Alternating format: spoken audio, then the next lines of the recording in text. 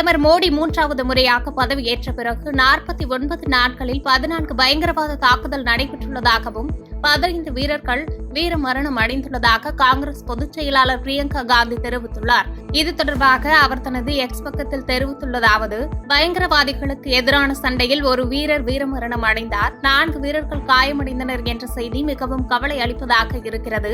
காயமடைந்தவர்கள் விரைவில் குணமடைய பிரார்த்திக்கிறேன்.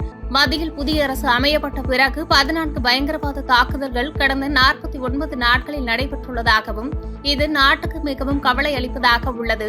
பயங்கரவாதிகளுக்கு எதிராக தீர்க்கமான நடவடிக்கை எடுக்க வேண்டும் என்று வலியுறுத்தியுள்ளார்.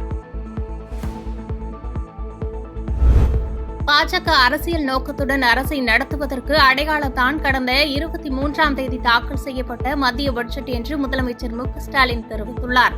ஒட்டுமொத்த இந்திய மக்களுக்காகவும் உருவாக்க வேண்டிய பட்ஜெட்டை இந்தியா கூட்டணிக்கு வாக்களித்த மக்களை பழிவாங்க உருவாக்கி இருக்கிறார்கள் என்று கண்டனம் தெரிவித்துள்ளார்.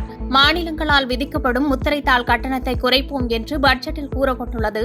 ஜிஎஸ்டியால் தமிழ்நாட்டிற்கு ஏற்பட்டிருக்கும் இழப்பை ஈடு செய்வதற்கான ரூபாய் 20,000 கோடியை இன்னும் அளிக்காத மத்திய அரசுக்கு மாநிலங்களின் வரி விதிப்பு முறையை மாற்றியமைக்கும் அதிகாரத்தை யார் கொடுத்தது என்று முதலமைச்சர் மு க ஸ்டாலின் கேள்வி எழுப்பியுள்ளார்.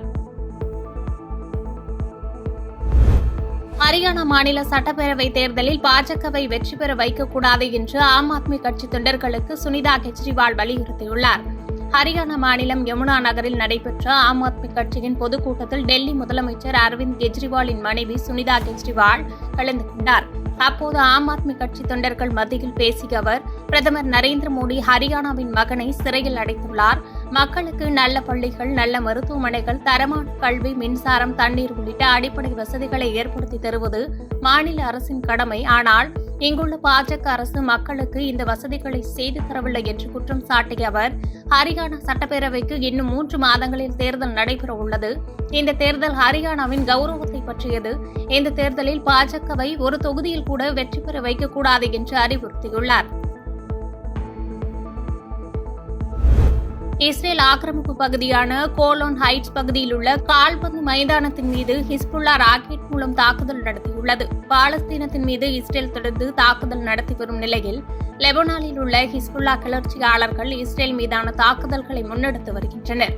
லெபனான் இஸ்ரேல் எல்லையில் இயங்கி வரும் ஹிஸ்புல்லா தற்போது சிரியாவில் உள்ள இஸ்ரேல் ஆக்கிரமிப்பு பகுதியான கோலோன் ஹைட்ஸ் பகுதியில் உள்ள கால்பந்து மைதானத்தின் மீது வான்வழியாக ராக்கெட் மூலம் தாக்குதல் நடத்தியுள்ளனர். இந்த தாக்குதலில் மைதானத்தில் இருந்த குழந்தைகள், இளைஞர்கள் உட்பட 12 பேர் உயிரிழந்துள்ளனர். இதைத் தொடர்ந்து ஹிஸ்புல்லாவை அழித்தொழிக்க லெபனான் மீது இஸ்ரேல் போர் தொடுக்கும் என்ற பதற்றம் நிலவி வருகிறது. பாதகம் செய்பவரை கண்டால் நாம் பயங்கொள்ளலாகாது பாப்பா, மோதி மிதித்து விடு பாப்பா, அவர் முகத்தில் உமிழ்ந்து விடு பாப்பா. அண்மை செய்திகளை உடனுக்குடன் தெரிந்து கொள்ள இணைந்திருங்கள் இயம்நாடு.